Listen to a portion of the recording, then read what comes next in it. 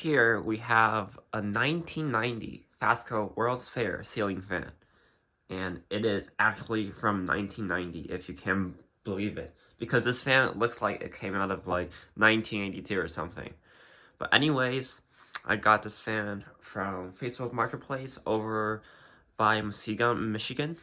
This fan came from a house where the house also had two 1984 FASCO Charlestons in brass and a Hunter, I think it was Silent Breeze in antique brass. But anyways, this fan was installed in the living room, and it had a ton of windows. It was on a shore of Lake Michigan, so the blades on this are really light because they are super faded. But I think it actually looks a lot better with these faded blades. So this fan obviously has a broken flywheel because a World's Fair is not a World's Fair without a broken flywheel. But because this is probably the latest World's Fair ever found, this flywheel does have a reinforcement ring.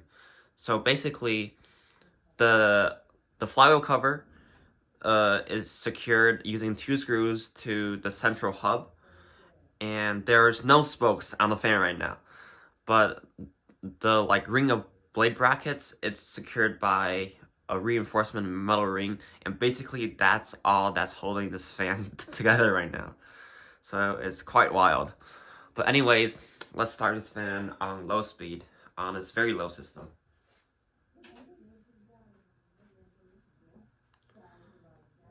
And if you couldn't see, this fan actually has a lavalier. I'm not too sure how to pronounce it, but it's one of those super neat pull chain systems. This fan does have it, which is super duper interesting, since this fan is literally from 1991, but it looks like something out of 1982. It is super, super weird. I was sure that these World's Fairs were discontinued in like 1988, but somehow there's one from 1990.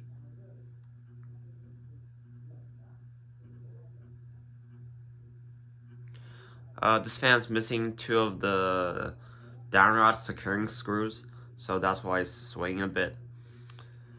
And it's loud because there's literally no flywheel on this fan, which is kind of crazy to think about. And I can't show this fan on high speed because, well, there's no flywheel. But it does work well on like low speed.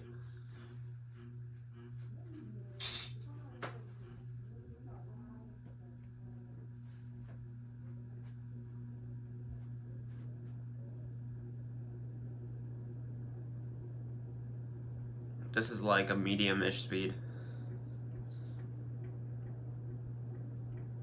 It's a pretty powerful fan, even on like medium. But really, that's all I can show because of the lack of flywheel. And if you were wondering why there's a rag inside the key largo sunburst, it is to prevent the fan from spinning, because if it spins, the blades will hit.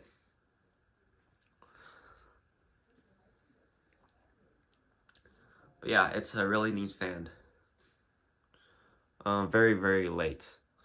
Matt Cody had one from December of 1989, and this one is from May of 1990.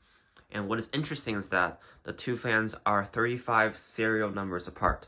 So I'm guessing that only 35 were made, which makes this one of the rarest FASCOs produced in 1990, I guess. But let's get a closer view.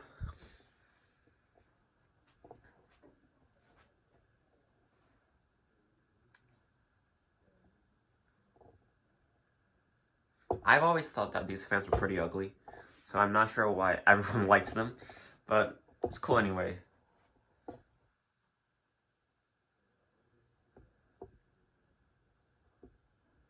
There's paper towels on top to prevent the canopy from being scratched.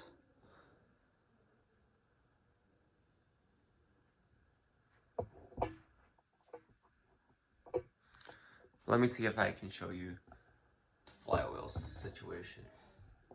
Oops. not sure if you can tell, but like there's no spokes in there. I cleaned it all out. So there's actually no flywheel. But anyway, that's it for this FASCO World's Fair ceiling fan. Thanks for watching. Bye.